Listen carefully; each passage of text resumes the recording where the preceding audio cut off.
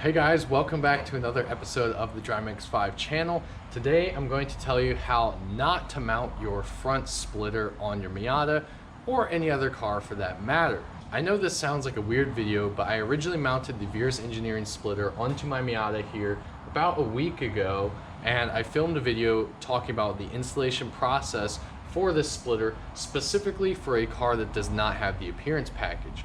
Reason for that, Verus engineered this splitter to tie into some factory bolts which the appearance package uses. However, any cars, including mine, that did not come with the appearance package don't have these bolts for the splitter to tie into.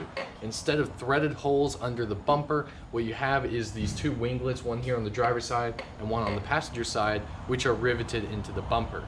So what I did was I took out these rivets and I installed rivet nuts, 8 of them along this side, 8 on the other side to tie into the splitter bolts. And then I used the metal U-clips for the 2 front M6 bolts on the splitter down there. Those combined with the 2 bolt and nut connections on the back where the bracket is of the splitter, I thought that'd be a perfectly fine installation process, and it turned out to not be true.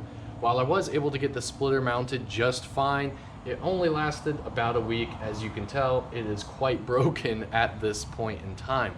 So today I want to talk about what went wrong and why you should not use rivet nuts to install your splitter onto your car. So what exactly happened? While I don't know for sure because I didn't have any cameras on the car or obviously was not looking at it while I was driving, I remember vividly going over a bumpy expansion joint on the highway and I heard a crash, felt pieces of the splitter hit the underneath of the car, and I saw the black chunks flying out in my rear view mirror. I believe the combination of downforce and wind resistance ended up ripping maybe 1 or 2 or more of the riv nuts out on this driver's side. From there, with the splitter hanging down from the force of the wind, it made contact, and you can see that here with the way the fracture lines go along the splitter. If we move over to the passenger side, those riv nuts were ripped out as well, as are the 2 U-clips in the front, but I believe those just came out after the impact force from the splitter hitting the ground. On the passenger side, you can see that the underneath of the splitter is very smooth.